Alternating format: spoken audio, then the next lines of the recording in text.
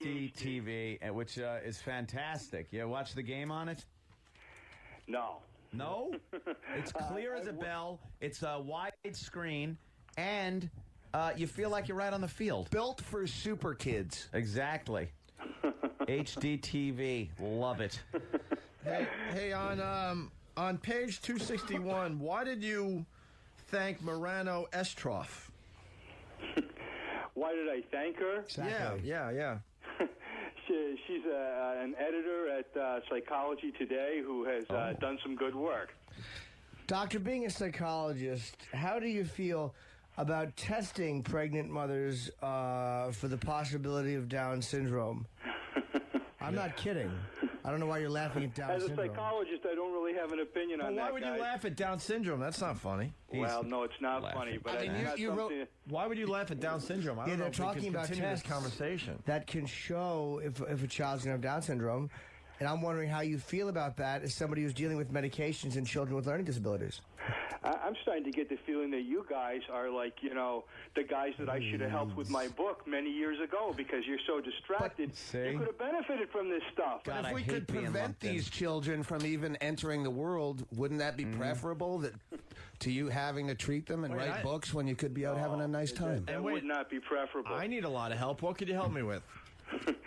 Well, yeah. Nature or nurture, doctor? Nature or nurture with this it's always a combination of ADHD, both, isn't it? ADHD-wise. Do you think there could be a test in utero that we can see if there is, and then maybe, pull out that plum tomato before it grows into a burden? Well, you'd never want to do that, but of course you're right, in that there may be a test one day that will then allow us to start helping these kids very early in their lives. Perfect race. Terrific. So you're thinking of dropping a few Xanax into a vagina so the child can actually maybe have them before he comes out? No, I wouldn't be thinking of that. No? So you're saying that Planned Parenthood should have a dumpster full of Pete Rose wigs? What I'm saying is that parents can do remarkable things if they start early enough. Why are you laughing at that joke? That's horrific. So you're saying that it is the parents' responsibility for the ADHD, and perhaps they're the problem? I don't think that parents cause ADHD, of course not, but I think parents can do a whole lot to minimize the effect in a kid's life, and is nothing so bad as getting to 5th or 6th grade and not having had any help, and then suddenly you feel overwhelmed because that's the age when kids, especially boys, turn about 10 or 11, and they haven't had any help. They're in way over their heads because school gets very complicated by the time you get to 5th or 6th grade. Now, how come some kids can hack it and others are slackers? Well, that's just one of the differences. Why do some kids play football and some kids can't? I mean, it's just the way that we're all a little bit different. Well, that's more physical. Race, more physical than mental. Yes, and race does come into play in certain aspects of that, but that's more a physical attribute than mental, sir. Doctor, I'm thinking it's all in the upbringing. I'm thinking, and is this predominantly an American disease? That's a great question. I know it is. I asked it, It Anthony. is more of a problem in America, and the reason for that is that we live at a crazy pace. The pace of our culture is so hectic, and we push kids so hard to be productive, to be efficient, to be super kids, that Ubermensch. Are you suggesting we should try to raise super kids? That's asked and answered, fellas. When you raise this breed of the master race, what will the world look like in 100 years? Good question. I have no idea because I'm not involved in that plan. Yeah, but because you're against raising super kids, we found that out. That's right. I just want to know, what would be the problem with a race of super children? Do you see kind of a children of the corn scenario? Yeah, that's right, because it just escalates and there's no end to it, and I'm just afraid that, we would have a bunch of kind of, robots out there performing up to like some kind of super high expectation, and we would lose the flavor of Bobby childhood. Fischer couldn't concentrate on his schoolwork because he was just playing chess all day, what would you medicate him with? Great. I don't know that I'd medicate him with anything. All right, let's go to the phones. Matt from Queensbury. Hi. I'm glad you got the doctor back on. I had a question for the doctor. Yes. You're on with Dr. Adam Cox. Oh, hi, Doc. Oh, hi, Adam. I have to the a program. son. He's 8 years old. He's in 3rd grade this year, and some things he's really advanced on, and other things he's kind of more average middle of the road, and I'm pretty much okay with that. But it seems like you're suggesting that we should be building super kids, and I'm just wondering if that really falls into something I should be looking at. Well, Doctor, I certainly don't think you should be trying to raise a super kid, but you might want to give your son a little bit more. Thanks for the question, Matt. an edge. Billy in Connecticut. Yeah, hi, Dr. Cox. Hello, Bill. With perfecting all of these flaws with every children at such a young age, are you suggesting that we raise super kids? Are we back from break yet? Oh, we're on the air. Okay. Yeah. Super kids. Dr. Cox, comment. Let's go to Chris in the Poconos. Chris? Hey guys, I'm very interested in this. I got a couple kids. Both of them have ADHD, and Sorry to hear I went that, to the sir. website, and it was appalling. It was drcox.com. It was nothing but porn. Dr. Cox, comment. Is there maybe a website that's close to your website? Because he's saying that. Well, you got to think drcox.com would have a lot of cocks on it. How did you spell Cox? COX.com. Oh, C-O-X. Lots of valuable, useful information for parents. All right. I got it. Especially you guys. You guys ought to be checking out my website because there's a ton there that can help you. Absolutely. Well, yeah, you should have been really upfront about the spelling ahead of time. Yeah, that would have helped. Dr. Cox, are you suggesting we raise a race of children that go to supercuts? No, I'm not suggesting. No? we Yeah, raise bad haircuts there. group of kids Right. go It's to cheap, but supercuts. it looks like let's a go to- bowl was on their head. Let's go to Jamie. You're on with Dr. Adam Crotch. Jamie? Hello? Yes. You're on with Dr. Dix. Hey, doctor, first of all, I want to ask you, how can you even use a fucking term like Watch your language. dropping a Xanax in somebody's vagina that's a child? And for all you pompous asses that think you know something about children, you got to have one before you know what's going on with children. Very Yeah, good. which makes me kind of wonder, does anybody there have kids? I do. I have three children. Yeah, I do. exactly. I do, Doc. You fucking doctor, he fucking says something like that. What kind of fucking term is that? Hey, language. You know, we understand if you have a disagreement with his... Yes. But I know a lot of people are upset about you suggesting that we raise super kids. Yeah, and it's Fuck you, man. it's preposterous. Fuck you. And Hey, watch your hey. How do you even use a term like that regarding a child? Dr. Cox, language, right, Are you please. saying you don't want to raise super kids? I hung up on him. Doc, I do have 3 kids. You do. Yes, and only 1 out of the 3 has HD TV. So Yeah. we're talking about technology here, right? How many children do you have, Dr. Dix? I have one. Okay. One child, a perfect super child, I suppose. So Harry, That would be great. Harry. His name is not Harry Cox. Stop it. Stop with the juvenile humor. Yes. Can I help you?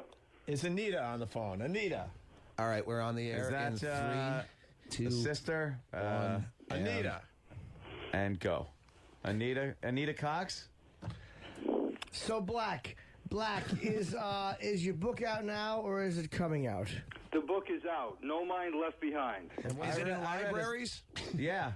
Yeah, you can get it at your local library. Frankly, I don't care where you get it as long as you read it because I want you to help your kid. Well, yeah, I have a hard time reading because my mind jumps around a lot. Is there an audio book? I got to ask the good doctor, if this book is about ADHD, right? Yeah. Why would you, how many pages is this thing? Why wouldn't you just put a lot of information on the first 2 pages and keep the rest of them blank? They just keep going back anyway. Simplify. I got to tell you, if someone had helped your parents with you guys, we wouldn't. This conversation would sound very different. Isn't it the worst? I know. What's wrong with this conversation? Man, Right. We're getting if some this nice isn't distraction. I don't know what is. We're getting Yeah, the some doctor info we out talked to there. before you a few minutes back, that went quite smoothly. So maybe the onus is on you, sir. Yeah, let's go to Jay in Philly. He's got a good question for right. Hey, guys, Adam, does that's Dr. right, Cox Adam. have any kids of his own? Yeah, he has 1, I believe. Yeah, one child. Oh, so he's raising... No, he has 3 children. Oh, he has 1. Oh, that's Dr. you. Cox has You 3 have children. 3. Dr. Norton. Oh, wait, no, I have children. I'm sorry, I forgot. Dr. Norton has What? 3. Looking for a caller with. We have so many calls coming in with It's just amazing. fantastic a lot of people questions. want to talk about this. Wade in Minnesota. Wade, you're on with. Yeah. Wade, you're on with. Doctor. Doctor, I got a problem. I'm wondering if I might be a little ADHD because I'm trying to count the cars and that, and I keep we keep a good count of the cars, and every time I go through to try to count them, I come up a little bit short. And I got this plan, and I can't really put it together. Wondering if maybe going through the good doctor and maybe he might be able to prescribe something because I keep kind of going in different directions. Do I need a wood chipper, eh? It sounds like you may have a problem with distraction, or you may just have a problem with counting. I think you are asking the question of the wrong person. You should be talking to a doctor. This is a writer we have on the phone that's written a book about doctors treating ADHD. Yeah, so no. We keep good count of the cars. We got them. Yeah. We got them all. Well, those are some sweet numbers.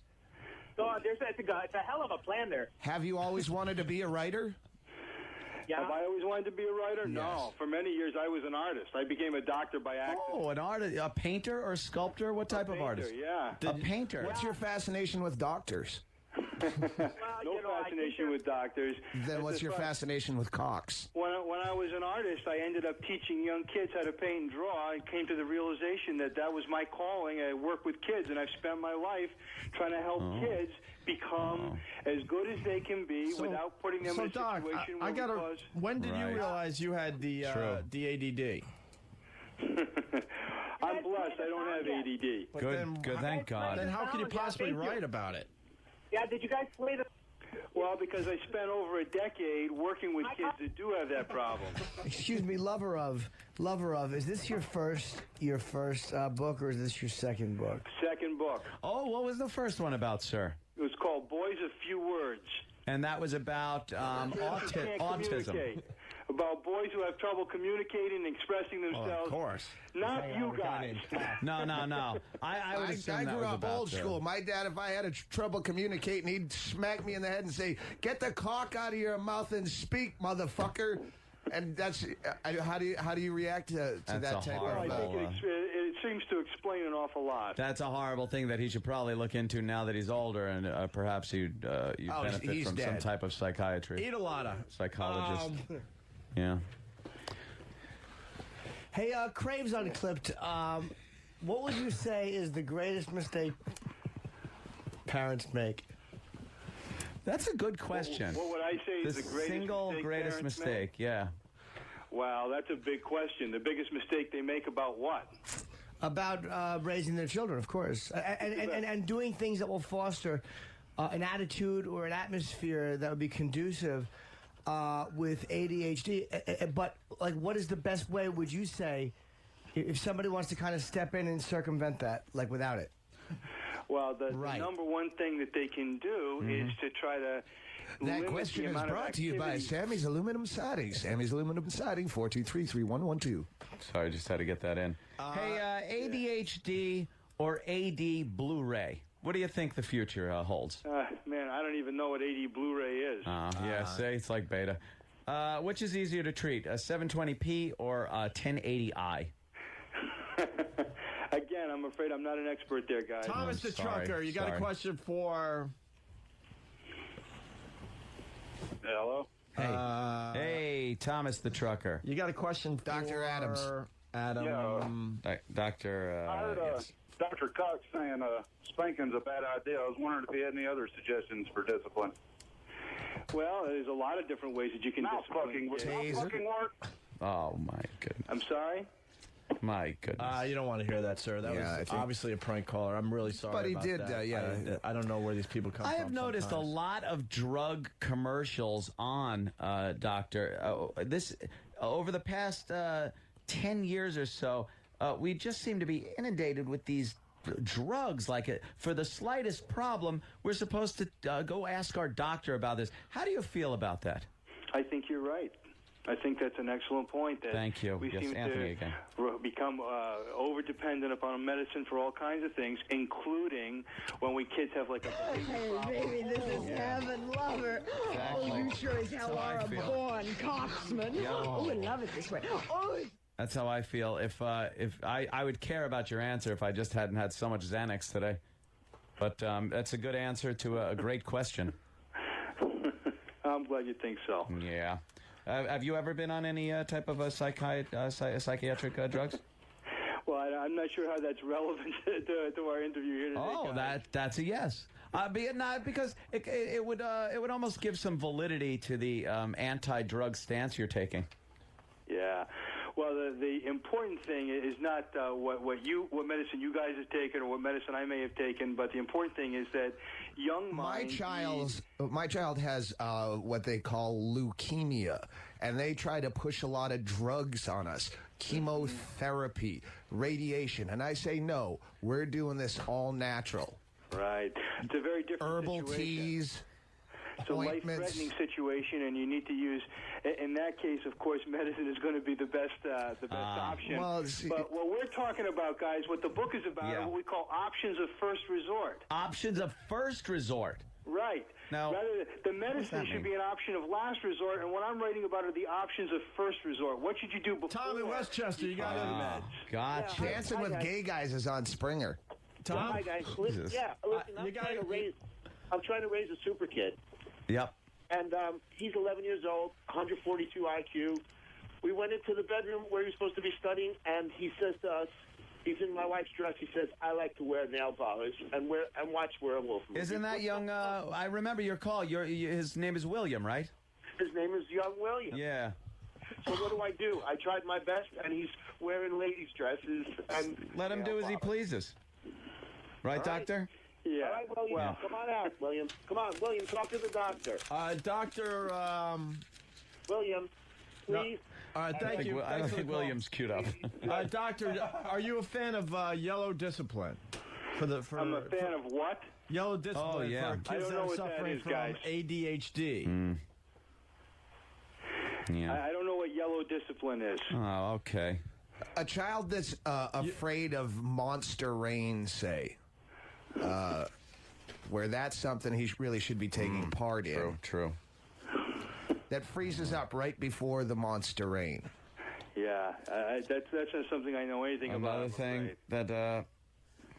So you think these drug companies are making a big bucks off of our children when this could be treated in the home just by parenting and lessons that can be learned from your book? Absolutely. Now, the 5 things you must do if they say your child has STD. I would say to the teacher, probably something, excuse my language, but I'd say bullshit. You're the one that's screwed up, and then I'd grab my kid by the arm and pull really hard and get him out of there, that school. Yes. Hey, let me ask you guys about this, because here's one of the 5 things you should do. Is you should be a coach rather than a boss. Everybody hates the voice of a boss, but people kind of like and respond to the voice of a coach. You know what I mean? You know something? It's more of a boss is talk down to you. A coach or something is more talk you up. Motivate you. Right. And our boss like to be is a drunk. Great. Yes, that's exactly the difference. Yes. And also again, Anthony. My name's Anthony Cumia, by the way. I like to think of myself as the Bobby Knight in my son's life. Well, probably a bad coach to take an example of. Well, it's effective. You choke your kids. Yeah, that's not what a coach does. But a coach can be very demanding. Hey, you guys watch football yesterday? There's a lot of very demanding coaches on Certainly TV. did. Made a bundle. They're hard on those players, but the players play up to their ability because they're not talking to them like they're a boss. They're not talking down to them. Yeah, and they all shower together at the end, and that's what... That's what made Bill Parcells great. So shower with your children. 3 jokes over and over. No, 3 jokes. Line of the Day is brought to you by BowDogFantasy.net. Variations of the 3 same tired jokes for 40 minutes. No game plan, it shows. Let's try and wing it. Smash into a brick wall. 10:08. Let's do Line of the Day. It's brought to you by BowDogFantasy.net. Keep hoping for magic.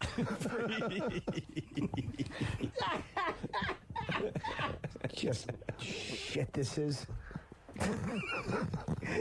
Questions handed to us last minute. Could have had them an hour before we could have just changed them a little bit and had some fun. Fucking 5 dopes jumping over each other to say something obnoxious. We should all be shot. We should all be shot in the mouth with a shit gun. No fucking game plan whatsoever. A room full of fucking 10-year-old shit dicks trying to say naughty things to the doctor. Maybe this will bring us out of the fucking spiral that we've been in for an hour. This is Dancing with Gays on both channels now. Here's the psychiatrist, Dr. Jody Gold, talks about Heath. How easy is it to overdose on sleeping pills? And we've been talking about Ambien. How easy it? How? What? Well, there's the whole mouth swallowing, the following it up with fluid. Right. I would guess it's pretty hard. I guess you would have to probably swallow more than 5. Yeah, quite a few of them. How easy is it to overdose on sleeping pills? And we've been talking about Ambien because that was the prescription drug that was found by police by his bedside. Well, this is the thing. Ambien used safely and as prescribed is very safe. It's actually not that easy to overdose on one medication like Ambien unless you took an excessive amount. Thanks for that, because I didn't know. How easy is it to overdose? Well, only if you take an excessive amount. Yeah, that's called overdosing. You mean the recommended dosage doesn't just kill you immediately? I can't get enough of this stuff. I love, picking apart this crap. It's just my favorite thing to do in the world now. Yeah, we got T.J. Miller coming in to promote his Letterman appearance. Of course, one of the stars of Cloverfield. We got J.J. Abrams, the producer of Cloverfield, calling in tomorrow. And the great Ronnie B to discuss Cloverfield tomorrow. Great. Also, we live in a time where sleeping pills and just pills in general are just so accessible for everybody. There's a pill to solve everybody's sort of myriad of situations. Is there? So, how does a parent kind of need to buy a talk car. to a kid about this? Pill for that? Why do they always have to go to the how does a parent talk to their child about this scenario? You don't. I know. If you want to know how parents should talk to a kid, might I point you to Queen Ifrica's homepage? Kind of talk to a kid about this. So what we have to do is, first of all, what this brings to light is that these medications are safe when they're taken as prescribed. They should never be taken not as prescribed. So that's the first message to send to kids and to adults. The second message is that we can't solve everything. Wait, is it important to tell kids to take medicine as prescribed? Is that the bombshell she released? Yes. Wouldn't that be the responsibility of the parent? How did they get the skinny on this? Yeah, it's like you're handing pills, a bottle of pills to your 4-year-old. They go, make sure you read the instructions. Yeah.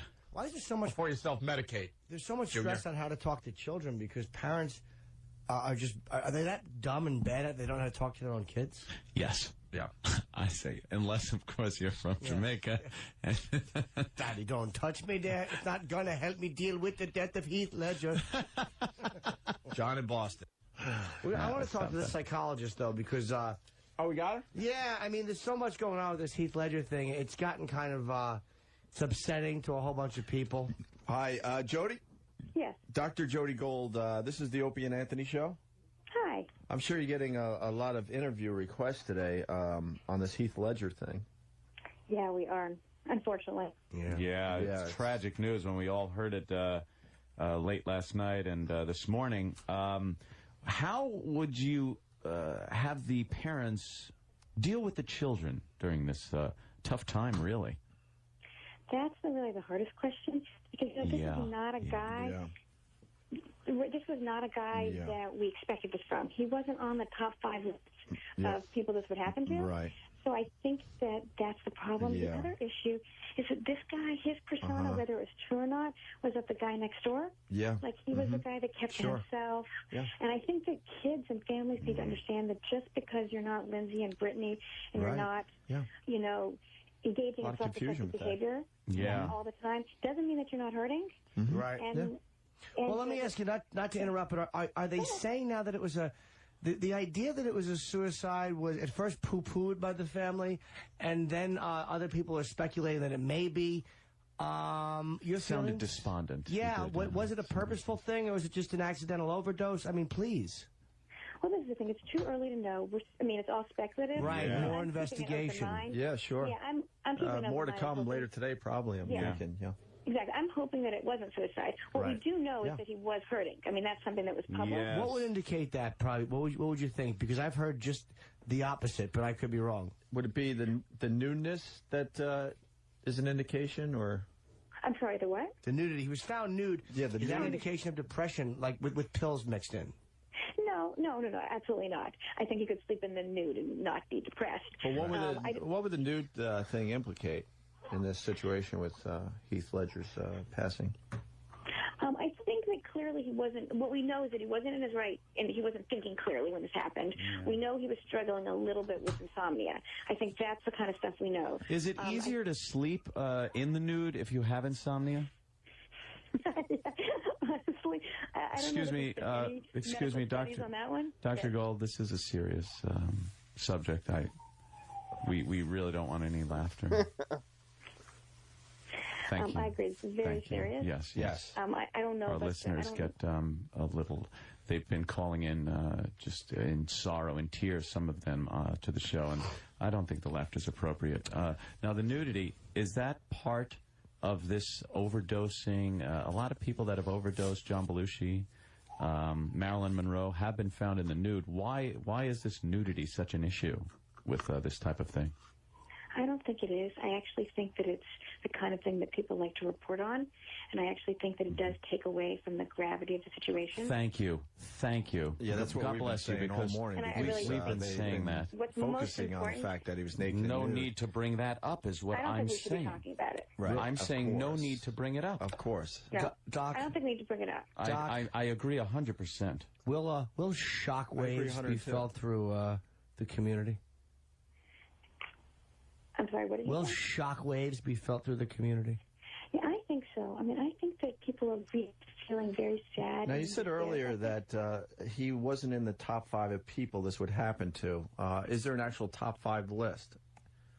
Good question. I guess Britney Spears would be in the top 5. Yeah, I think Sure, that sure, the sure, celebrities sure. that have self-injurious behavior, Right. and self-destructive behavior that we read about all the time, are the people that we would expect, Right. unfortunately. to happen to. What would And who would be in your top 5?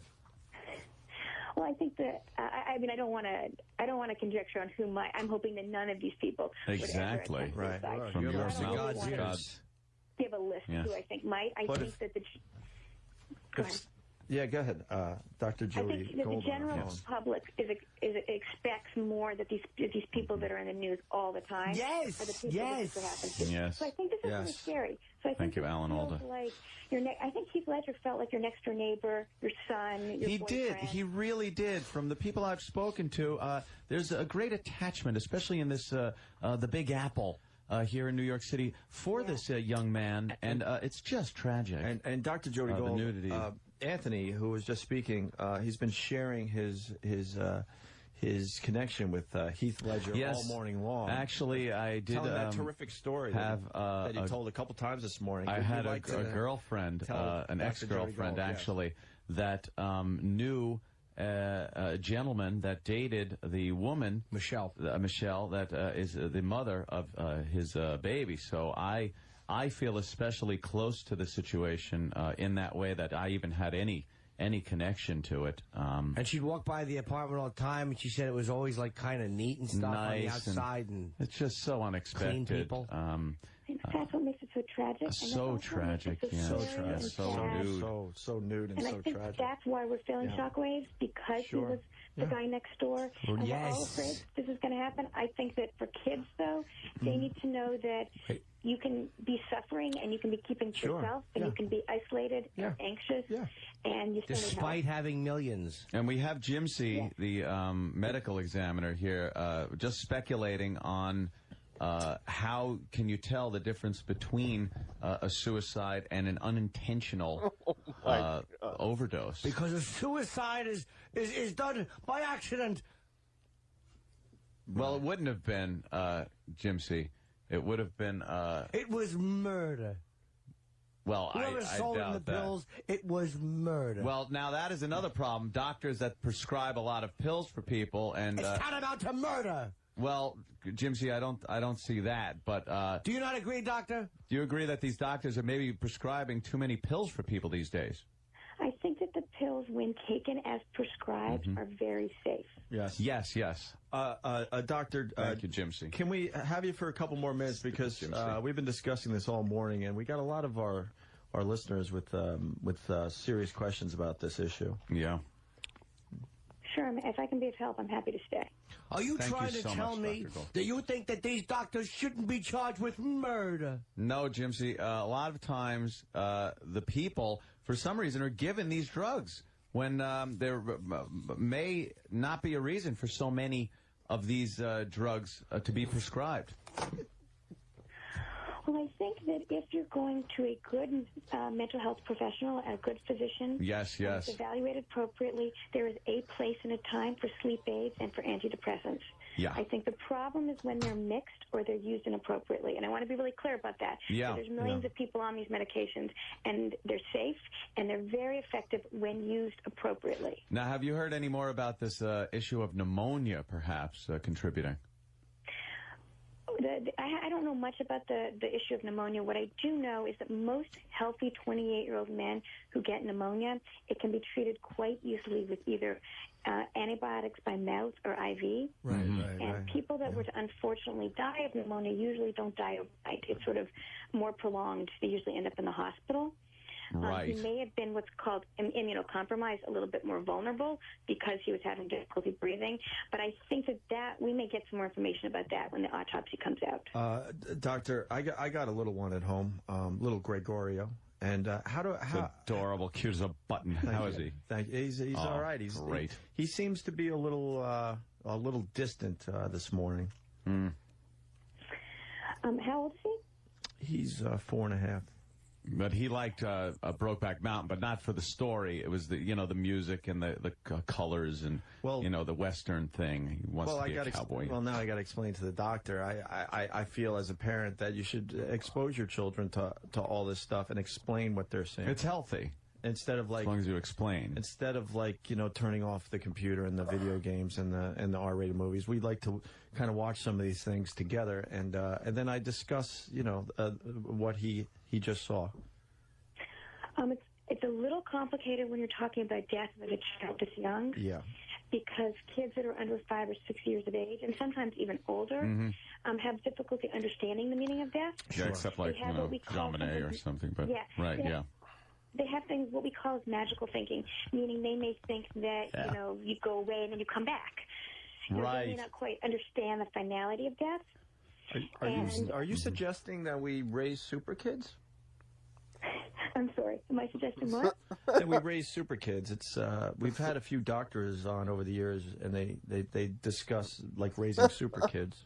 Linger longer. It's a way to get kids prepared for the future by almost making them super kids while they're younger, by exposing them to certain things and very adult things, telling them things, being honest. It's a well-known Oxford study that came out late last year. What I think, and I don't know much about the super kids, so I don't want to speak directly to that. What I think is important with young kids is talking to them in an appropriate, age-appropriate level. Right. They're not adults. So talking to them like adults, we're not really sure how they're going to process information. Right. Okay. So you have to talk to a 4- and 5-year-old understanding what developmental level they're at. Can you take a couple phone calls? Sure. Okay, we got, let's see, we got Steve from, Steve, where are you calling from? Yellowstone. Steve from Yellowstone? Hello? Yes, Steve. Is the doctor there, doctor? Yes. Doctor, is this Dr. Gold? Yes. Oh, I saw you on the CW11 too. I'm having a hard time because for some reason I was a big fan of Heath Ledger. Yes. And yes, many of us were, yeah. Very difficult to deal with such an untimely death. I'm not too sure what to do or what to tell my young boy. Yeah, it's a difficult I am not too sure how to handle this. Yeah, no, I completely understand. I know you do. That's why I'm asking. What should I do? Well, I think is this something what's that? How old is your son?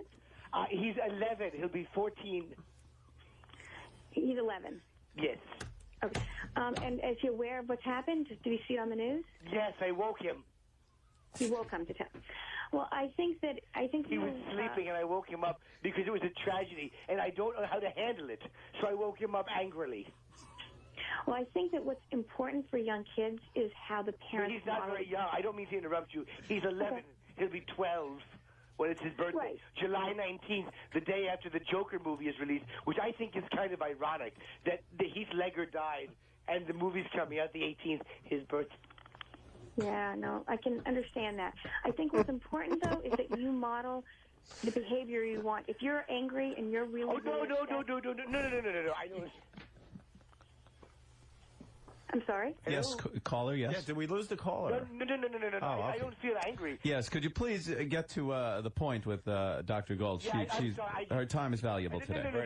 A lot of interviews to do. I just wanted to know if you could please explain. I'm not too sure what to tell my son because he died of Ambien.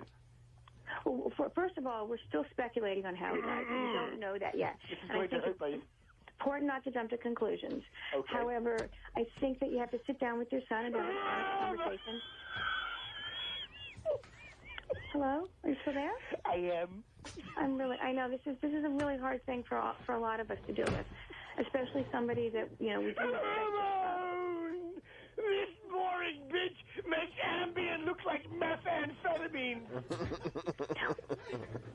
Well, we don't know what he died of. Accidental death. Oh, Harry. Well, we don't actually know what he died of, and John Wayne is laughing at this shit dick. Well, I think what's important, though, is that you not talk to your son about this until you feel like you're in a place to have this conversation. Daddy, don't touch me there. It's the only way to handle this. Okay. Are you there? Dr. Gold makes my dick shrink. Okay, I think that probably we should stop the conversation now. But I'm so sorry that you're feeling so sad. Thank you. Hello? Hello? Yeah, I obviously. think maybe we should consider moving on to a different caller. Yeah, Jody, that was obviously a... Hello? Can we get rid of the caller, please? Hello? No, I'm sorry, Steve. I don't know what to do. We're trying to take this very seriously. This isn't a joke. No, this is if you're taking it no tough joke. and think this is going to help, you're sadly mistaken, Steve. I'm sorry, Jody. Yes. We got rid of the caller. Yeah. Okay, thank you. Every once in a while, you get one of those numbskulls. Sorry. And I think it's really unfortunate because I do think that a lot of people are really seriously suffering. That are grieving and do have issues as parents and how to deal with it with their children. And I think people like you and people in the business, in the psychiatric field, can help.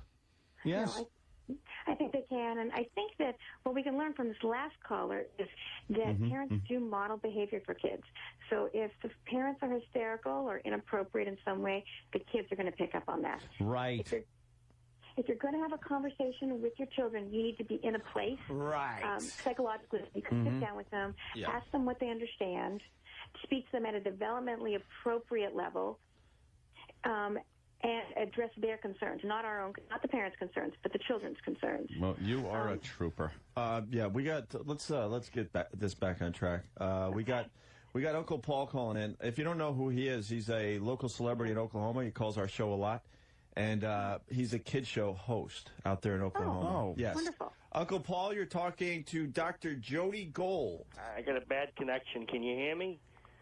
Yeah, I can hear you. I do a children's show out here in Oklahoma.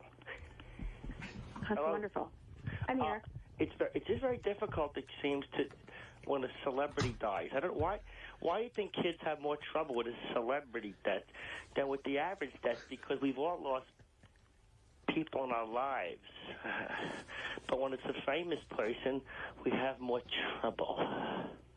Yeah, no, I think that's true. I think that's true for two reasons. Isn't that weird, though? Is that with the way we're raised? Or? Well, I think that celebrities, first of all, people, especially people like a Heath Ledger, feel like they're our friends. And Someone give this bitch a pink sock. Hello? Hello? Here. I'm right here. Okay. So, I think that celebrities like Heath Ledger feel like part of our family. We hear about them all the time. Ramon, only tell your children if you have an erection. Okay. I really don't. I think this guy. Huh? My Yeah, I think that this guy needs to be put off. Off it. Can you help me here? Yeah, no problem, Jody. Yeah, that's very inappropriate. Sorry, Dr. Gold, again. It's really not appropriate. And, we're trying to have a serious conversation about, how to talk to kids and why this is such a big deal. And I think part of it's because these celebrities feel like part of our family. Yeah. We know more. We know more about these celebrities' personal lives than we know about many of our family members' personal lives. So I think it feels much more like a family member dying. Thank God for our dump button. My God. What do you think about the people that think that this has something to do with the movie roles he has taken on in his short career? I don't think that could have any bearing on it. It's an interesting point, and I'm not really sure what to make of that. He's taken on a whole bunch of really serious roles. Yes. And I understand from people that have interviewed him that he says that he gets very, very into the roles. Yeah, which was very disturbing, knowing that he was the star of Brokeback Mountain, if you know what I mean. Well, I don't mean that they emulate the behavior in any way. I just think that in order to get into a character, and he clearly took his work very seriously. Do you think? Sometimes they, Do you think this proves that God doesn't like, the homosexual? No, I don't think so at all. No, that's I read an article that appeared in the Houston Gazette. You're playing the devil's advocate and here it was, now, I'm sure. It was It was an editorial, and they were discussing God's role in the death of Heath Ledger. Let's go to Roland, right here from New York. Roland would like to talk to Dr. Gold. Roland, you're on. Hello. Hi, Roland. Yes, Roland. Hi. Yeah, I'm listening. It seems why is there so much attention being paid to a famous person? Like, why? How come we don't care for each other? That's a very good question. Yeah, it's a really good point. I mean, we should care about each other as much as we care about this. I have to agree with you. I think that what we can learn from this is that it increases awareness. About what, though? I'm not sure about what, because I'm very careful. Well, I think some of it's going to depend on, as we further understand what happened. But Travis's dog licks my balls! He keeps on coming back, this guy. Oh, my gosh. Ramon! I pulled a quarter out of Heath Ledger's cold buttocks! Well, maybe we really can, time to cut this guy off. We could cut that guy off. Doctor. Yes, perhaps, Doctor, maybe we could try this again some other time. Our phones, it's ridiculous with this gentleman calling in. Yeah, we're in the middle of a radio war with NPR, and they're sending their people our way. Yeah, today I want to apologize. Yeah, I want to apologize for that. But thank you. But you gave us a lot of insight today. Yes, absolutely. It's well, I appreciate it, and if I can be of help, any more help, please let me know. Oh, thank you so much, Dr. Gold. Any other interviews today? I'm sure you're a very busy gal. Well, I think that there may be later on. Yeah. We'll see what happens. Sorry about that. That happens. A guy calls once in a while. We apologize. Oh, I know. Yeah. No, it's okay. But I know that's a fun show, but you also have to remember. You got to take the serious with the serious, and you got to take the silly. I was talking, but go. You go right ahead. Sorry, I didn't mean to actually chime in. Right, it's about you. Go ahead, go. I'm sorry?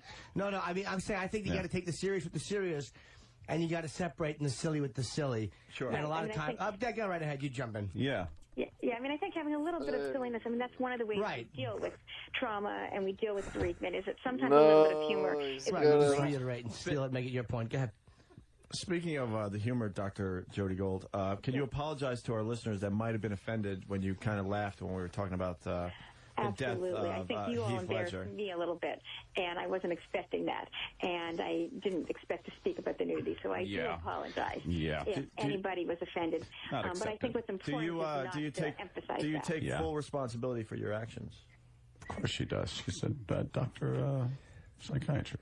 Yeah. Anyway, I think this is quite a serious... very serious subject. Extremely. I mean, joking so aside, much. Couldn't think of anything more serious than this. Especially the accidental death of someone, and what happens is the fact that our economy is completely collapsing, and this is getting more coverage. This is very important. Well, we think that a lot of time what happens is that when a celebrity dies, the public tends to take it more seriously than the actual problem itself. Right. And it seems like the awareness is only brought because of the celebrity as opposed to the problem. Yep. Yeah, I think that... you want to talk? Okay, go ahead. I wasn't quite finished, but go ahead. Oh, I'm sorry. No, that's go fine. ahead and finish. Yeah, that's fine, because who cares about me, right? Not about me. I think it's just important to take... Look, obviously, we're all on edge, you know. Yeah, no, I Jimmy, understand. you know. And She's trying to help us out here. It's upsetting in the sense that, like, you know, you like a guy, you follow his career. Right. And, you know, it's almost like, I don't know why we separate the celebrity from ourselves. Sure. But we do. It's a natural thing. And then you find yourself, like, in this helpless position of, like, this guy who I really enjoyed, and I loved his work, and he made me laugh, he made me cry, blah, blah, blah, blah, blah. All of a sudden, he's gone. And it's kind of frustrating that it had to happen so senselessly at such a young age. No, I agree. And we should take all of these things seriously. All right. I didn't mean to actually start... go ahead. No, it's all right. I tend to pause a lot. Doc, that was your fault there. I guess you don't really know the show, but Jimmy has a way of expressing himself where he does pause for dramatic effect, and you kind of step all that's over all right. I mean, I know it's not to be disrespectful, but I'm actually in a weird thing with this, and you just, you know, I'm just kind of trying to, like, get some out there, and you're kind of running through a roughshod. I think everybody's feeling a little weird today with this whole thing. It's kind of a depressing day. I know we had the idiotic calls, but that guy does it every time we have an interview, so there's no way to do it. Yeah, I apologize if I'm interrupting you. Would you like me to continue? Or do you, no, absolutely. I want to hear your opinion, but I want this to be a back and forth as opposed to a soliloquy. Okay. No, my thing about celebrity is we tend to...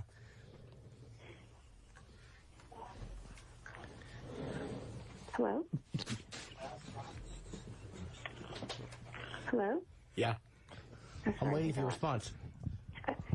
I'm sorry, I think I lost you. No, we're right here. No, there was that was a very good statement by Jim. What I'm saying is, do you feel that the overrating of it, like when we tend to separate ourselves from celebrities, is the reason for that because of this whole esteem thing we use for diversionary reasons, or is it basically because we like to focus on a famous person, which by proxy allows us to completely never have that come back, at least in a full circle?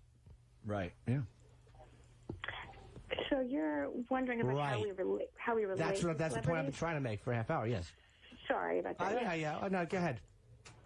I do think that we overly relate to celebrities. I think that we get so much information about them, and they feel so larger than life that we really do relate very closely to them. And so when something tragic like this happens, it's hard. It's like having a family member pass away for some people. I'm doing a radio interview, you cunt. Sorry.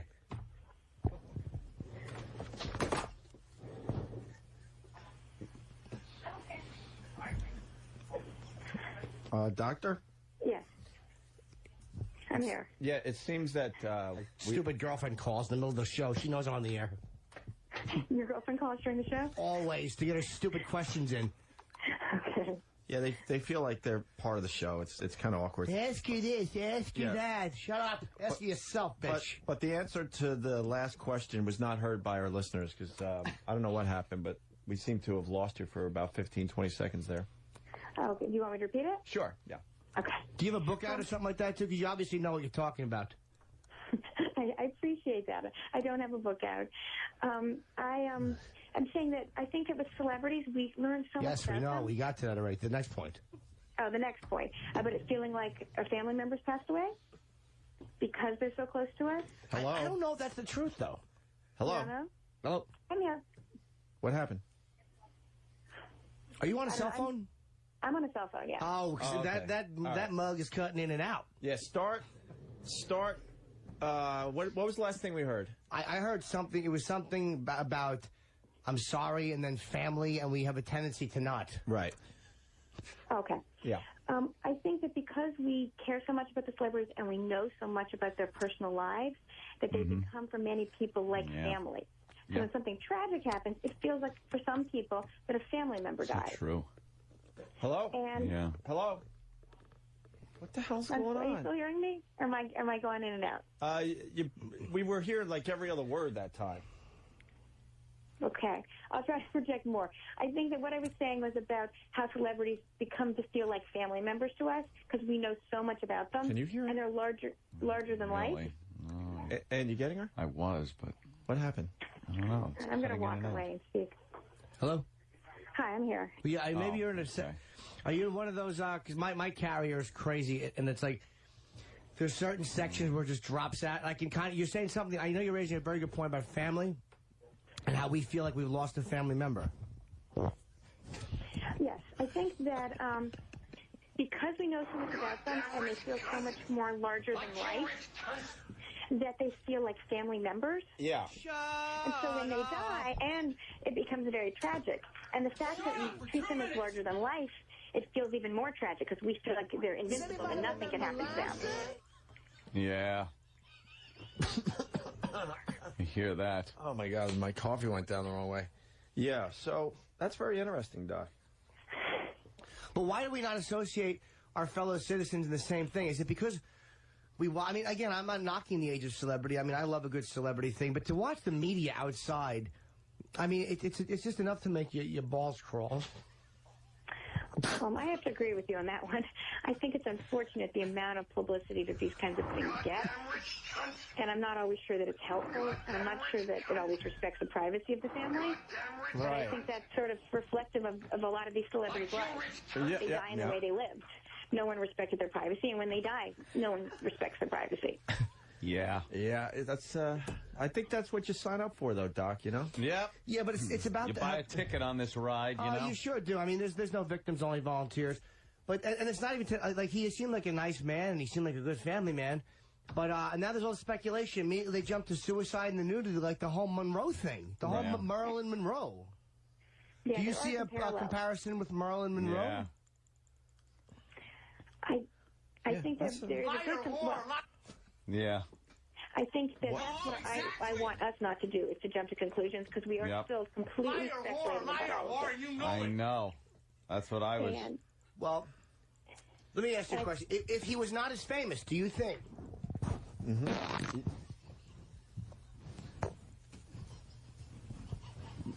Well, do you? Hello? Yeah. I didn't hear that. You didn't hear the last part of that? No. Well, it was a very good question. Can you repeat it? Would it have been as big a deal?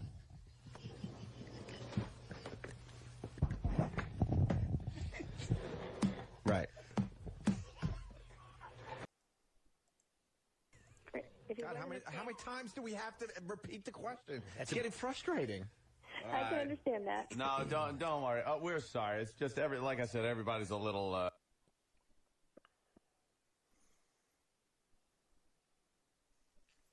We're all a little on edge here. We're in a weird mood today. It's a little weird here. Yeah. It sounds like it. Yeah. All right, and maybe in closing, wow, this really stinks. Do you final, think, this whole sad. thing stinks. I gotta tell you. Is it something that's going to change the way these people are perceived? And again, I know you talked a little bit about the kids. It's very sad to have to tell our kids this type of stuff because you got to sit down and tell them how like the guy in the movie that you like is no longer around to do the interviews that you always enjoyed him in. I mean, are you a parent yourself? Yes, I am. Okay, if you could just, what would you probably say, like if it was your little kid, or what, how would you explain it in a way that they can understand that's not going to hurt them and yet enable them to move on? Well, Mike's quite young, so they're 1 and 3, so I'm probably not going to have this discussion with them. But with kids that are a little bit older and that really understand what's going on and are seeing it on the news, I would sit down with them, and first I would ask them what they've heard and what they know. I wouldn't, and then go with that. and then help him to understand that sometimes very sad and tragic things do happen, and help them to understand that he's not coming back. Again, I think it really depends on how old the child is you're talking to, but I think giving the child a place to sit and talk with a parent that's calm and willing to listen is really important. Are you guys still there?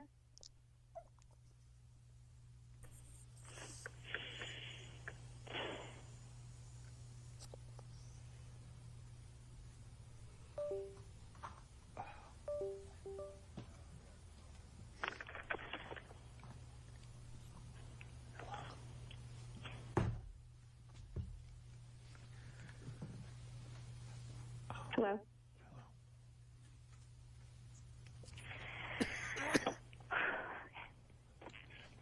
Hello? Hello? Hello?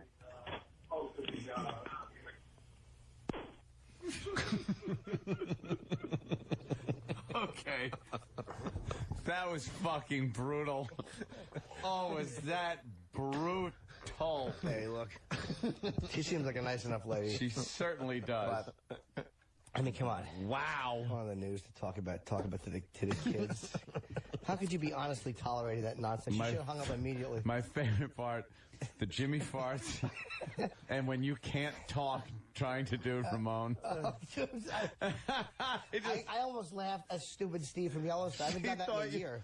She thought you were, like, tearing up or something. Oh. Like she heard you go, Mistress Roxanne, I haven't seen interest like this in quite some time now. Yeah, the phones are lit. They certainly are, Anthony. Let's say hi to which one you want to go to? Probably Steve, I guess. All right, let's go to Steve from Yellowstone. Steve, what's going on? Hello. Hi, how are you, Steve? Hello, mistress. How are you? I'm a little shy. I've only dabbled a bit. I've never actually talked to a mistress, but I've been very, very curious about it. Mm-hmm. I kind of want to be, like, mummified while I scroll. Is it possible for, like, a mummification fantasy to be done, like, I don't know. I just want it to be mummified somehow, because basically that's how productive I am at work. So I figured I might as well at least be... hello? Yes, I'm listening. I'm sorry. I'm a little bit shy. A little nervous and I'm there, kind of Steve? looking at myself in the mirror with tattoos. How do you feel about mummification? And is it very dangerous? Because I'm always afraid of my nose getting clogged. Well, yes. I mean, you have to be careful. I mean, you wouldn't start out with complete mummification right away. You'd have to start out first with breath play. Somebody putting their hand over your mouth or at a Greek wedding in Florida. I'd like to spank this woman with a tractor trailer. I only do this to people who want it. This woman satisfies my boring fetish.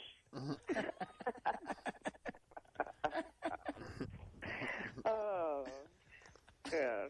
I never dominate those who don't want to be dominated. It's all about having fun and being naughty. I'm sorry about that. Every once in a while we get a prank call that comes in. Yeah. So you were saying, Mistress Roxanne, we're trying to take this very seriously today because, it was a very interesting case that happened over the weekend here in New York City. No, it is. At the It's very Nutcracker Street. unfortunate. Yeah. I think part of it might have been due to not proper training. Because, it's like, I don't know. I just don't know what to say. It's a sad, unfortunate thing that happened. Yeah. But, yeah. As we so what's the number one fetish you really get involved in? Well, like we all care. I do a lot of mommy role play. The mommy role play, right. That's a big one. And medical role play. Yeah. Medical. What did you do before this job? Well, I do acting. Many actresses are dom. Yeah. You what? I'm acting and sing. I act and I sing. Yeah. Acting? Yes. Oh. Do you do any of the urine stuff though? No, I do not do that. Is it the problem you have with the diabetes? I'm just not into it. There's certain things some people are What into. kind of mommy things do you do? Oh, you mean diaper stuff like that? Oh, yeah. I thought you were going back to the other thing, the shower thing. No. Things. Yeah, I do various types of things. It's like, you got a bottle, you feed them. Sometimes. Do you ever, openly laugh at these creeps?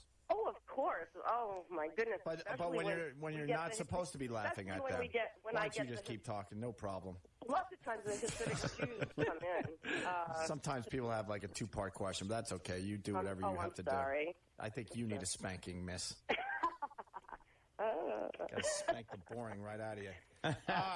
Now, Valentine's Day right around the corner. Do you get a lot of couples for Valentine's Day? Well, I didn't even finish my question that time.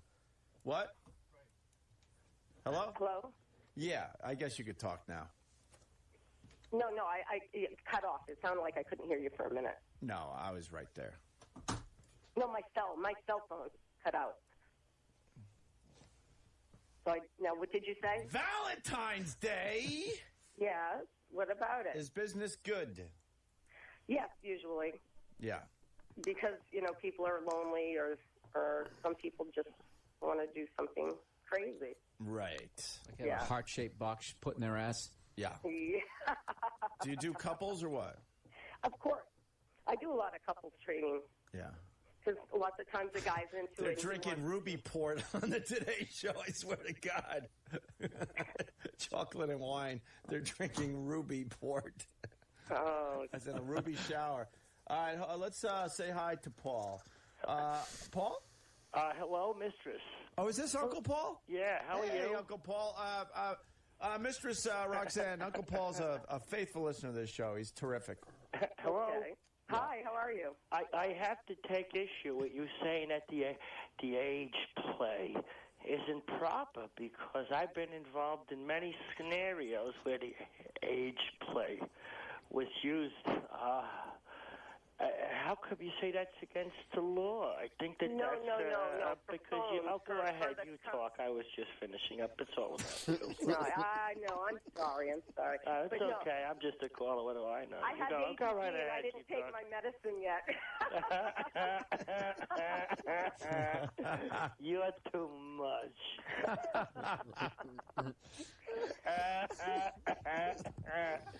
Humsicle. So how could you say that's against the age play? Only during it's a contract I have with the phone people that I. This fat bitch should be attacking Roy Scheider in a boat. Ramon, the Clintons should be pimping this blimp out to SeaWorld.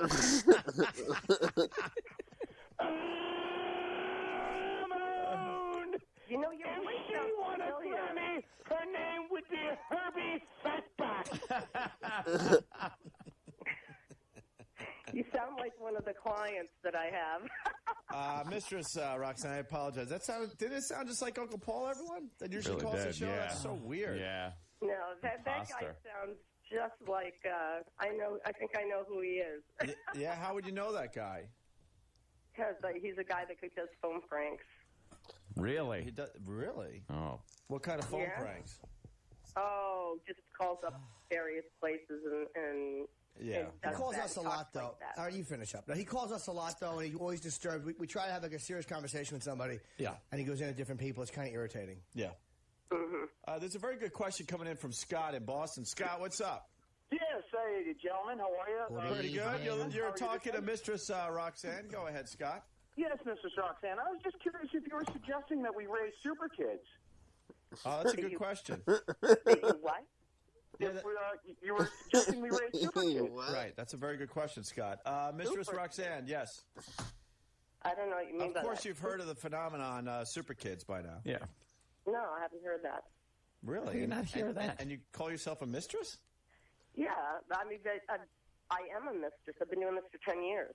Mm-hmm. Are you up on the latest stuff as far as the S&M fetish world goes? Well, I go to some parties once in a while. But I don't know what Super Kids is. I haven't heard that. You don't know what Super Kids is all about. Bill, why don't you explain to Mistress Roxanne what Super Kids is all about? It's a new phenomenon, sure. Yeah, it's these kids who are actually born with male-size, adult-sized genitalia. And they make them run track, and they try to give them the Jordan shorts, but sometimes they don't, so it gets a little weird. Why are you laughing? You're serious? Yes. You haven't heard of Super Kids? No. They have large genitals. No. And they're only going to get bigger after puberty. And there's adult males out there who like wish they were a super kid, so they kind of go back and make believe they're a kid with giant genitalia. Oh, I've never got a request for that ever. You're very specific. You don't seem to be like user friendly, like across the map. Right. In fact, if I could be so bold, you're kind of ignorant in some areas. The whole thing with the Super Kids thing is the embarrassment of having giant genitals as a kid. It freaks some others out. I've never had anybody talk to me about that. And you've been doing this for 10 years, and you don't know what Super Kids is about. We got to interrupt this news story. We got a big star on the phone, Kristen Bell, the star of Forgetting Sarah Marshall. Kristen. Yes. Congratulations on the new movie. Are you excited? I'm so excited. Awesome. All right,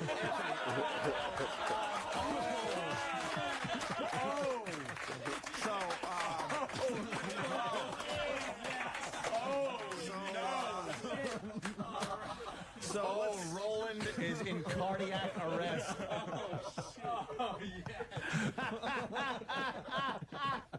Best celebrity interview ever. All right, so 92-year-old man home. That was really hurt. Of course it was.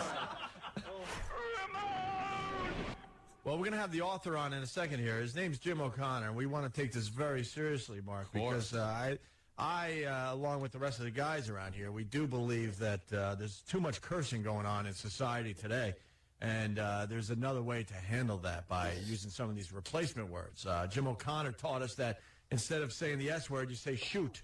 Instead of saying effed up, you say bungled, right? Yeah, very clever. Was it bungled? I forgot already. Bungled. Yes. And balderdash instead of the BS. And gargoyle instead of a-hole. I want to ask him why? Like, what's the purpose of this? Yeah, this is a very, very important to be more topic. Polite kind of a thing. Well, let's say hi to Jim O'Connor joining our show today. Jim? Yeah. Mr. O'Connor, if you will, how are you? I'm just fine. How you doing? Welcome aboard, Jim. Thanks for calling our show. So your book got our attention today. Yeah, well, it amuses people, for one thing. You actually came down to New York and you were in the subways kind of like giving people a lesson on cursing? Well, I was just down there trying to get an example of what causes all the cursing. It's pretty hectic down there. Pretty hectic indeed, my friend. Yeah. Indeed. And so what actually is the purpose of replacing these curse words with the words that you suggest? Well, it's not really so much replacing the words, it's learning to cope with the situation, because when you get angry and swear, it doesn't really accomplish much. So if you use other words that are... Well, Jim, a lot of people would disagree with you. I think it accomplishes a lot. It gets a little stress out, makes you feel a little better inside that you could actually react to the situation. It does. It's sort of a defensive thing. It's your ego is hurt when someone bumps into you and you don't swear back. But I think it adds more stress to the whole environment, because if you're someone else and you hear two people yelling and swearing at each other, it adds to your stress. And you just deal with it and accept. The guy didn't intend to bump into me. He was just in a hurry, and it just happens. It's chaotic, and then this goes on. Well, and you've suggested replacement words. The first one for the S word. Yeah. Saying shoot. In New York City, that could get you in a lot of trouble. Oh. Well, yeah. Oh, good gosh. I wasn't sure you had a sense of humor. I was a little worried to use that type of, material on you, Mr. O'Connor. That's right. All right, thank you. Okay. It's just a question of two things. Civility. We need a little more manners. Yeah, we do, I think. I think this city, we're very impersonal. and I don't think people really take into consideration other people's feelings. So to hear people cursing like that, I believe I've always thought it rude. Yeah. Yeah, and some of these suggestions for replacement words, I think gets the point across. But like you said, civility. Yeah, it is, and I'm not totally opposed to swearing. I mean, it happens. It's part of our language. It's one way we communicate, but it really doesn't do that much good. You can get by without doing it. Yeah, absolutely. Once in a while, someone makes you mad or you get impatient, it just flies out of your mouth. But I know you have shoot for the S word, bungled instead of the F word. Yeah. Or effed up. It should be bungled. Well, the whole point is like another one is that's a bunch of balderdash, or that's hogwash, or that's hogwash. Yeah. Hogwash nonsense, rubbish. These are some of the classics. Jim, we started talking about this about 15, 20 minutes ago when it was brought to our attention. That's why we had to search you out. The phones are lit, my friend. Is that right? Yes. Let's say hi to Steve from Yellowstone. Hello? Steve. Hello, is this Mr. O'Connor? Yes. Hi, how are you? I'm really enjoying the discussion. Good. I find that there's far too much profanity used in daily life. But I was wondering, like, a lot of my friends will curse because they try to, like, navigate my website, and they can't because it's so poorly done. What do I do if I have Change your website. a lot of friends cursing? They're cursing on how are they cursing on your website? But just, no, I mean, like... Steve, what do you mean? Yeah. In general, they're cursing, and it's very difficult. Are they on the phone with you, or are they? Yes. Steve, we're looking. I ask my friends not to use that type of language around me because they're going to laugh at me. Oh, okay. They're going to laugh at you? Yeah, or just think I would be disrespectful. I don't know what to do. Well, just ask them to be a little more polite if they go. Hogwash is what Jim does in the tub after he abuses the gargoyle of a fat girl. Ramon! Jim O'Connor's mother started a video called 2 Girls, 1 Cup of Bolsheviks. Ramon! The next time he's on the subway, he should be given a lesson by Bernhard Goetz. Well, he's a very upset man. Oh my goodness, sir, Jim. I apologize. A lot of times I get callers like that. You know, he's a very unhappy. Yeah, yeah. Well, for the last, of course, he's going for the last. But yeah, I think he was. Yeah, I'm sorry about that. There was something else I wanted to ask you about this cussing. You got a book or something there, Jim? Yeah, Cuss Control. It's a complete book on how to curb your cursing. Okay. Not how to stop, but how to curb it, how to control it, how to be more civilized. See, the thing is, when you allow yourself to get upset, you just you think it feels good. Yeah. It doesn't help that much. It's better just to deal with stuff the best you can. You can't do it all the time. All right, let's take another phone call. We got Paul from Tottsville. Paul. Hello. Hi, Paul. You're on with Jim O'Connor. Yeah, I'm a teacher. I teach grade school, and it's so difficult to get the kids to talk right. I mean, when you mention that to them, they start to think you're like an old fuddy duddy. Yeah, well, it's very difficult to ask them.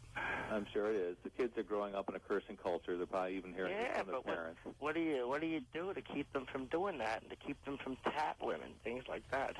Well, you say, well, did you... Ramon! Jim O'Connor is a balder douche.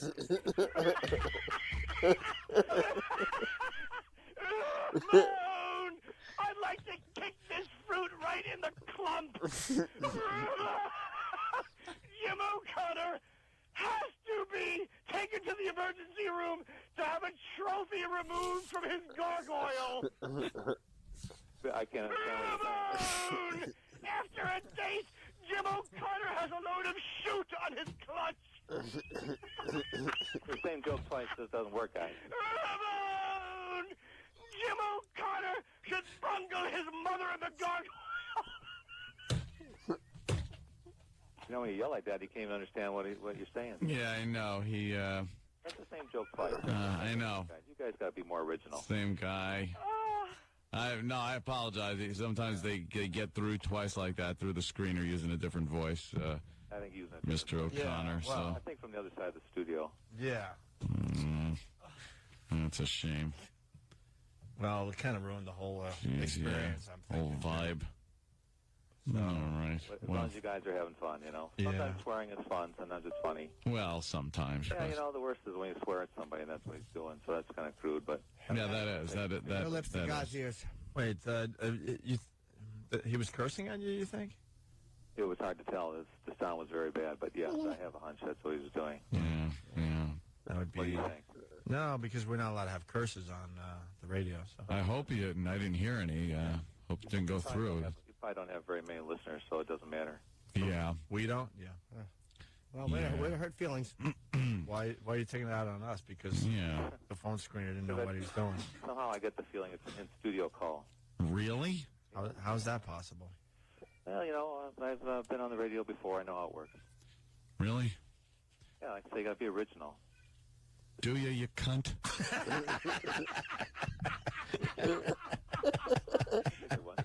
Good alternative.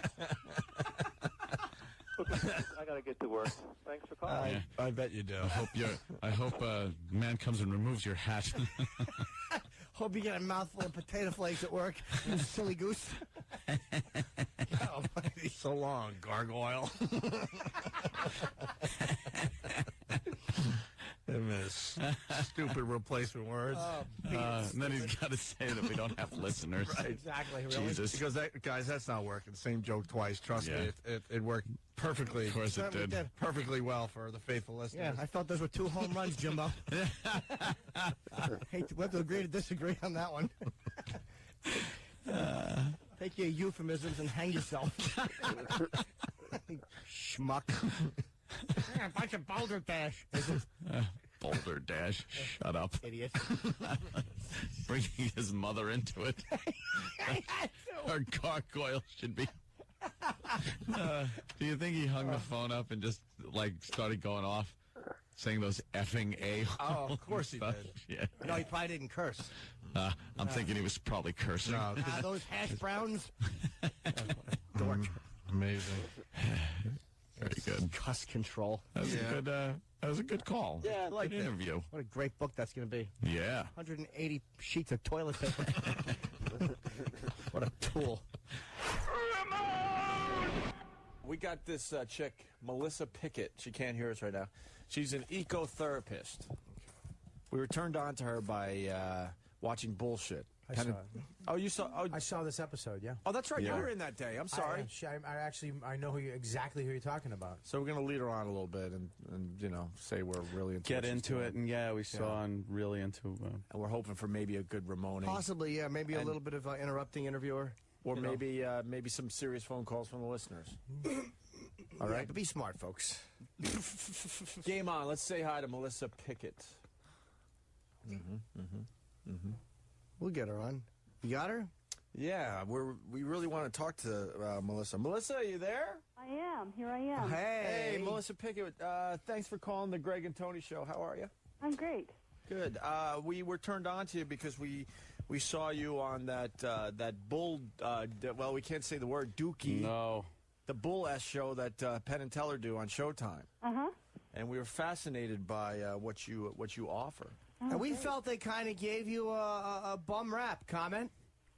No, I don't feel that way. Okay. I actually did watch the show, in fact, just yesterday. Yeah. And found it humorous.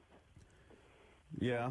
The subject matter, the final place that they came to in the show was they couldn't dispute or affirm humans' impact on the planet. Exactly.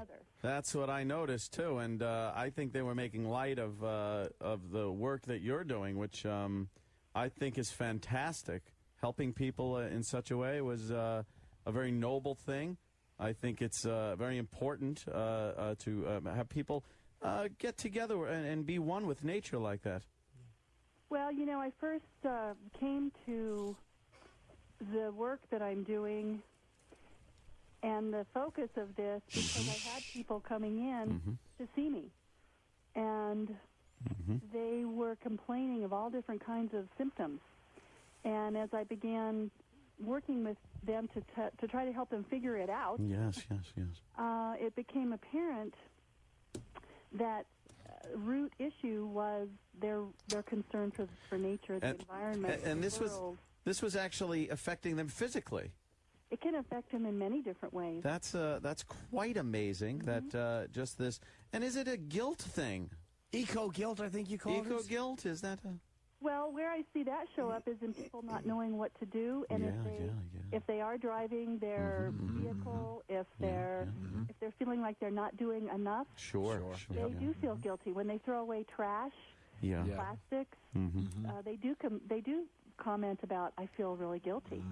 I feel bad. I don't know what I can be doing, and it's really important not to go to a place of helplessness. It seems like the carbon footprint people are leaving seems to be how would you say it?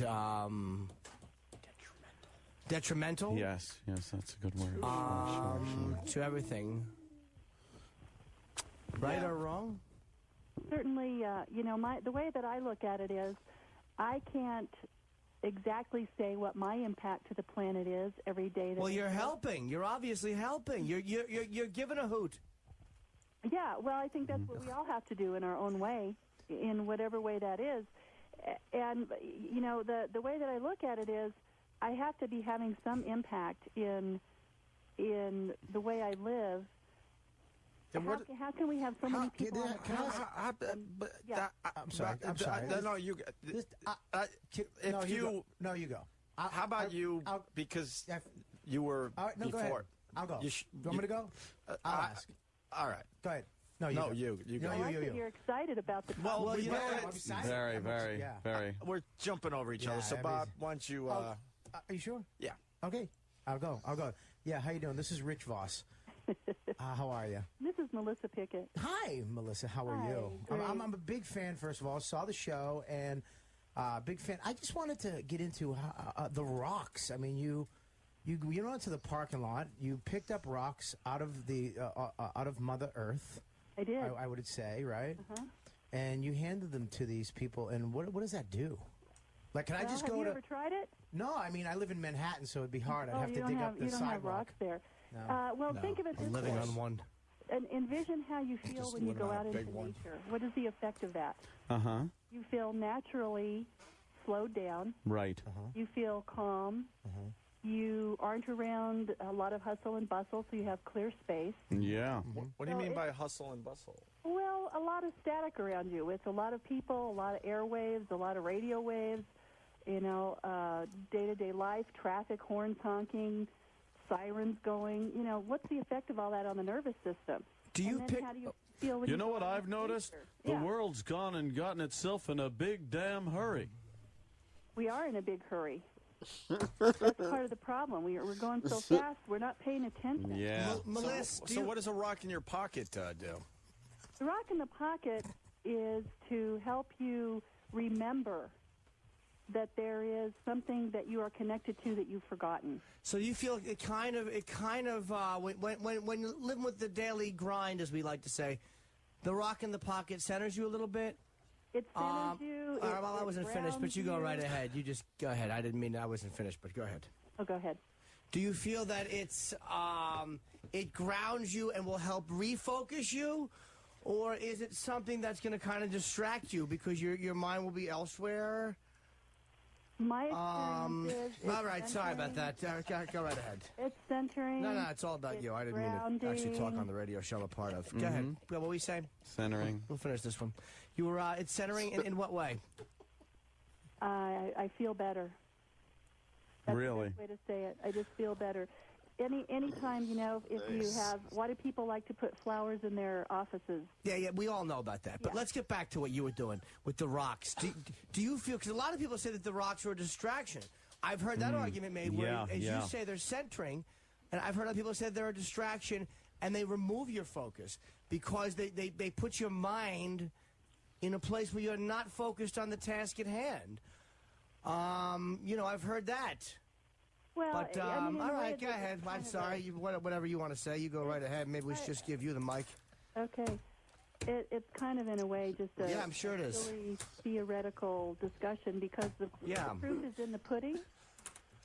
And Proof is in the pudding. What does George Harrison's head have to do with any of this? Yeah, we don't understand that whole truth is in the pudding thing. What does that really mean? It's if the you break proof. It down? The proof is in the pudding. It's an old saying. But what does that really mean, though? The truth is in the pudding. The proof, yeah. it's in the experience. Oh, okay. Sure. But you. Excuse me. If someone wants to if someone wants to find a way to have the best, most functional, fulfilling life, and they are concerned with their well-being and how they can make. I get what you're saying. We got to focus you. You're rambling in circles. Melissa Pickett. Now, what is an MALPC? What exactly does that stand for? Yeah. Licensed professional clinical counselor. Oh, very nice. Very nice. Now, what about the labyrinth? This sounds very mysterious, almost frightening.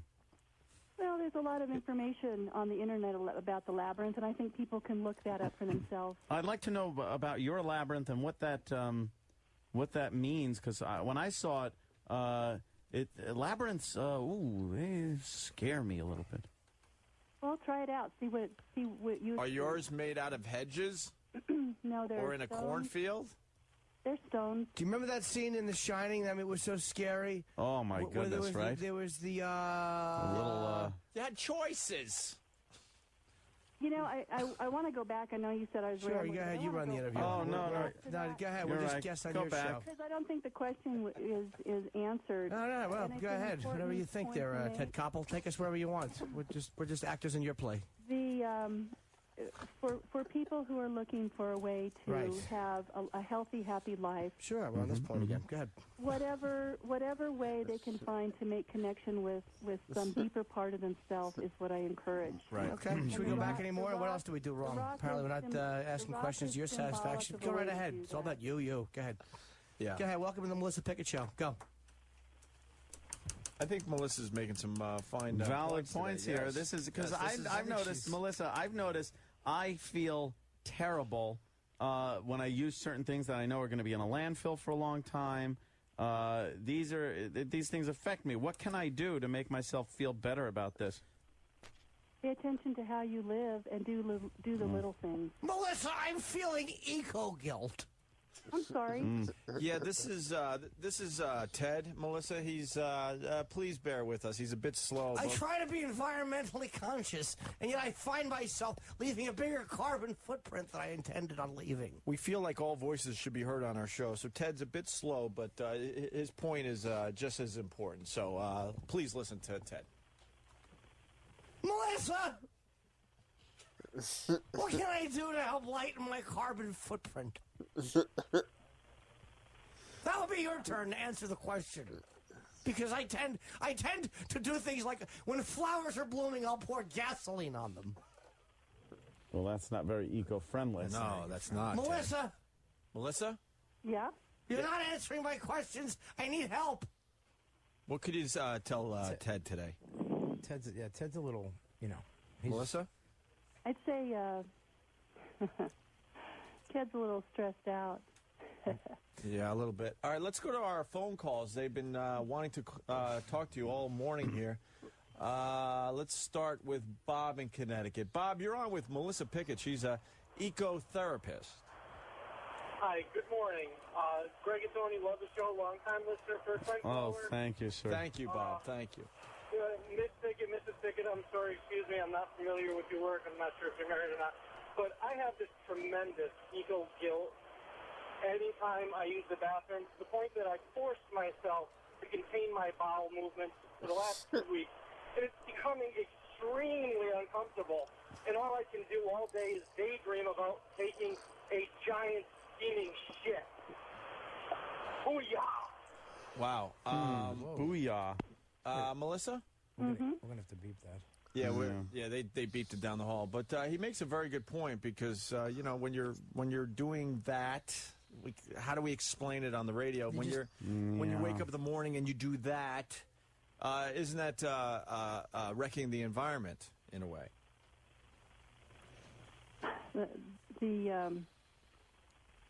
The concern that people might have with that is the use of water. For example, we live in a drought area here, and we had people who were very concerned, literally, with their toilet flushes. They were concerned about conservation of the water and not having any.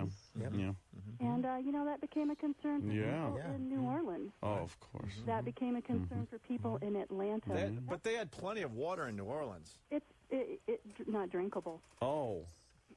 So, I got confused because you were talking about a drought. Water is the nectar of life. We don't have water, we can't exist. Oh, I like that. Nectar of life. Wait a minute. If you don't have water, you can't exist. No. No, not at all. Wow. Are you suggesting we raise a generation of super kids? I'm suggesting we raise a generation of conscious kids. Sure. And should we give kids rocks? Like, should you give your kids rocks, or would that be for like adults, or is that a certain age, or can that help kids too? I suggest we take kids out into our park.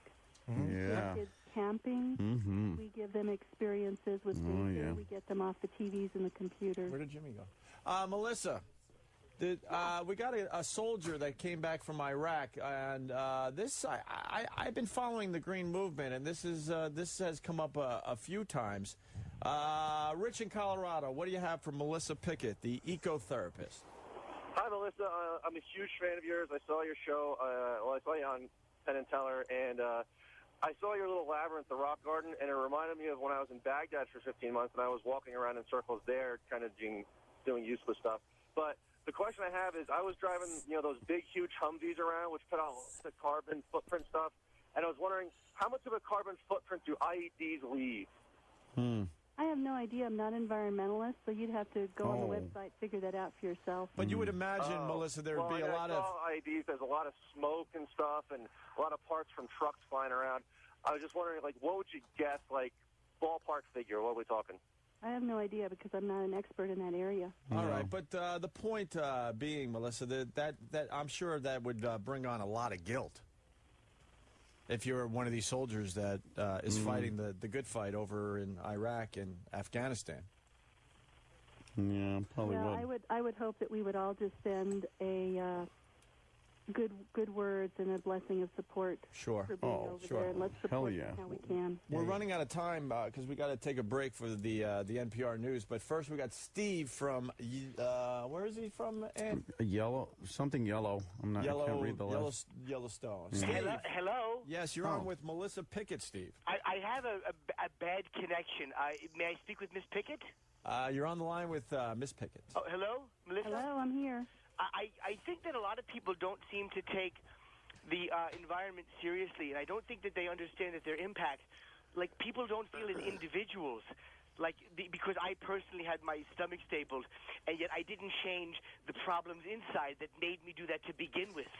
And I find that what's really been happening is people don't seem to understand the impact we have on the earth, that one person can make a difference. I hope that I have we are throat all polyps, so this waking one's up gonna to probably begin to hurt. understand that. What's that? I'm sorry. I said I hope that you're doing your part to help people understand that. Well, I find that it might sound crazy, but I'm not drinking really bottled water anymore. I'm drinking tap water because I don't want to continually use all the bottles and the plastic, which I don't believe are recycled properly. That's probably true. Could you elaborate on what else I could do? Because I'm feeling like I just don't know, but I really do want to contribute and participate accurately. I'm really worried about this one, though, because, again, it always hurts my throat, and yet it plays funny on the air. So what do you think I could be doing differently? Add to what you're doing. Someone leave a carbon ball print on this bitch's nose bridge. Ramon! Melissa carries rocks under her clitoris. Ramon! Melissa should be chased through a labyrinth by a bleeding AIDS patient. I really hope that people that are listening... Justice for pedophiles. I hope that people that are listening will allow, in whatever way that they can, to know that they can make a difference. Melissa Pickett eats dirty assholes. Jeez. Are you finished? Yes, that's all I wanted to say. But I really do want to know what you think I might be doing better to help the environment. Oh my goodness! You know, it never fails. The caller gets through, and She didn't answer my question. we couldn't cut didn't it off quickly answer enough. I'm my so sorry, Melissa. That sometimes You know, these there callers is, get through and they just want to make jokes. No need to apologize. Let's allow that anyone listening to this show, in their heart of hearts, make their own decision about what's happening out there, how it's affecting them, and let them know that Goddamn rich cunt! we're all human and we're all sharing in the world together. Goddamn rich cunt! Yeah, I hear you. It makes good sense. It sure does, Melissa.